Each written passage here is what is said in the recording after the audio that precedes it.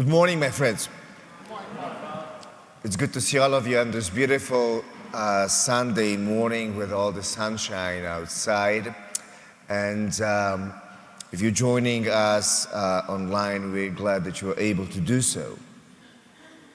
Now, our theme for Easter this year has been inspired by the title of a song written by Mark Skibilia.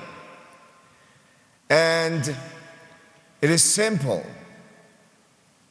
only 3 words: more to this.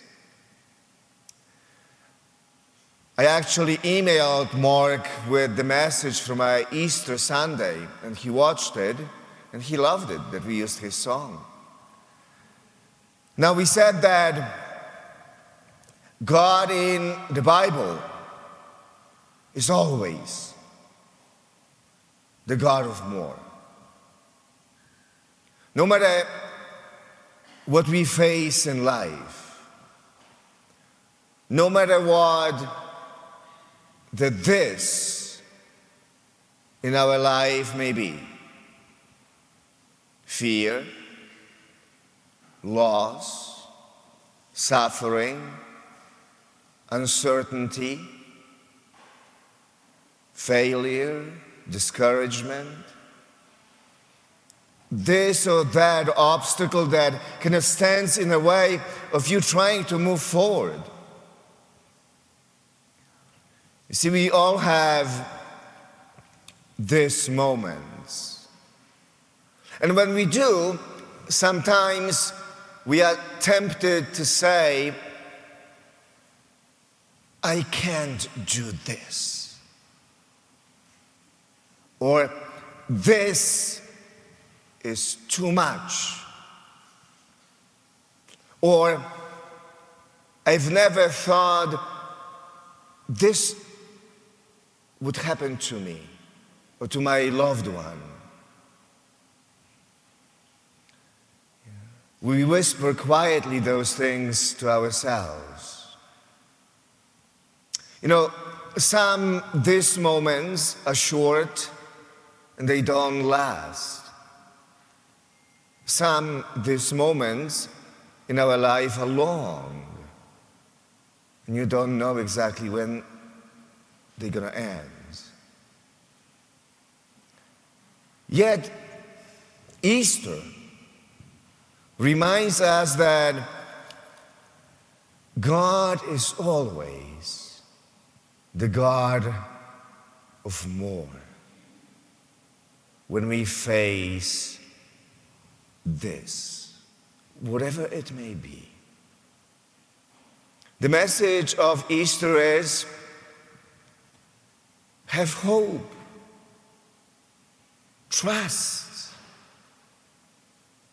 believe. Open your heart to God and let Him lead you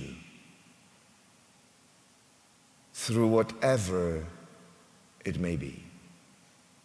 That is what the Easter message is all about at the end of the day. It's about new life. In our gospel reading for this 5th Sunday of Easter, we are brought back in time to the Last Supper,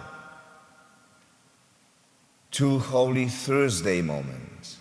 And John tells us that Judas left the room. And when he did, Jesus said to his disciples, as they were sitting around the table, now is the Son of Man glorified. And God is glorified in Him. If God is glorified in Him, God will also glorify Him in Himself. And God will glorify Him at once. My children, I will be with you only a little while longer. Now you can only imagine the disciples around the table looking at each other at that moment, listening to Jesus and asking, without saying it out loud, what is this all about? What is he talking about? That's not what we were expecting. The Son of Man will be glorified, and God in him. I'm not going to be with you much longer. That was not the plan. They're confused and afraid, uncertain. They don't know what to think about this. But Jesus does. And God does. There is more to this story. Easter will come. And at that moment, as they're kind of facing this uncertainty, Jesus gives them only one instruction, one advice. John continues. Jesus said, "My children, I will be with you only a little while longer. I give you a new commandment. Love one another. As I have loved you, so you also should love one another. This is how all will know that you are my disciples, if you have love for one another." So in the midst of all of this, Jesus basically says to them, love one another, and everything will be fine. Now, why did Jesus call this a new commandment? Love was not what was new. That was already God's commandment in the Old Testament. However, as I have loved you was the new part. See, it was in Jesus that the true meaning of love was revealed. Not any love, not any understanding of love, but God's love. And that love can overcome anything and everything. That's the message. You know, we all have Holy Thursdays and Good Fridays in our lives. Jesus did, and the apostles did. And the greatest gift in life, in my experience, is this. When you face this or that moment, the greatest gift is people who care for you, people who love you, are willing to forgive you or give you a second chance, people who listen to you, people who do not judge you. See, that's God's love. But here is the radical twist now,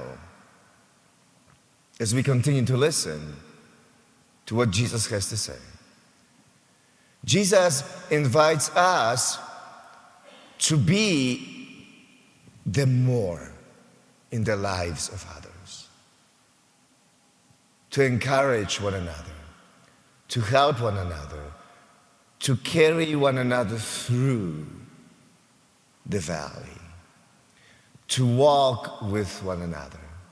That is what Jesus means when he says, love one another as I have loved you. See, 2,000 years ago, Jesus made God's love real and visible in time and space. You could see it and hear it in him. You could feel it in him. It was concrete, and you could touch it in him. Love had a human heart in him. Human hands, human feet. It embraced and welcomed others. It laughed and wept like we do. That's how tangible it was in him.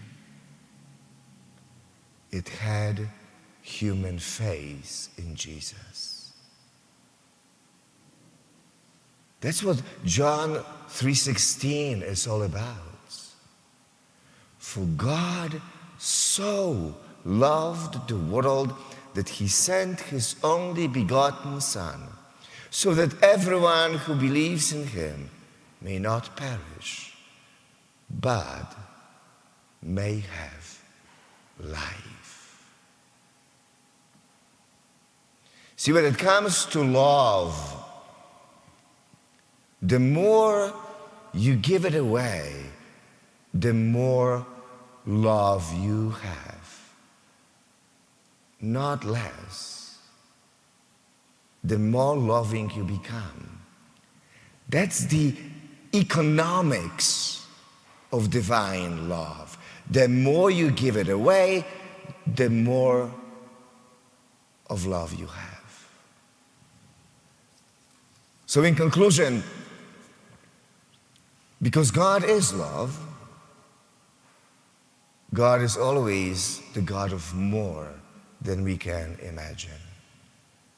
And Jesus, in today's gospel, invites us to be the more in the lives of others.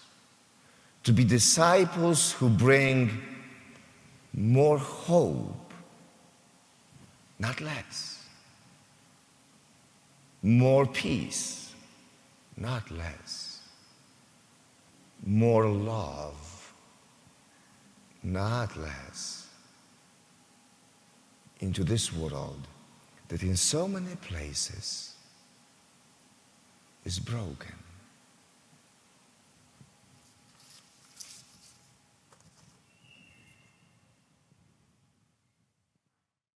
Don't forget to follow St. Patrick's on Facebook or subscribe on YouTube. And please join us for any of our live stream masses this weekend. Details are below in the description. God bless you. Like burning incense, O Lord, let my prayer rise up to you. Like burning incense, O Lord, let my prayer rise up to